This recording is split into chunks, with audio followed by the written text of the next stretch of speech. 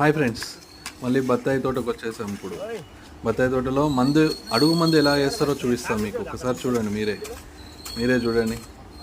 First అటు ఇటు ఇలా తీసి నీట్గా చెట్టు చుట్టూ అనమాట, అటు ఇటు ఇట్లా తీసి మళ్ళీ మందు రెడీ చేసుకుంటారు.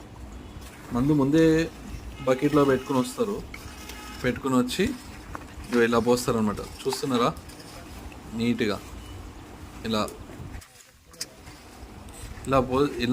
నీట్గా పెట్టి దాన్ని మళ్ళీ మూస్తారనమాట నీట్గా. యాక్చువల్గా ప్రతి చెట్టుకి వేస్తారనమాట. మనకి ఎన్ని చెట్లు ఉన్నాయో అన్ని చెట్లకి కంపల్సరీ ఈ అడుగు మందు వేయాలి. అసలు ఈ అడుగు మందు ఎందుకు వేస్తారు అంటే, కంపల్సరీ ఈ చిగురులు, కొత్త చిగురు వస్తుంది అనమాట చెట్లకి.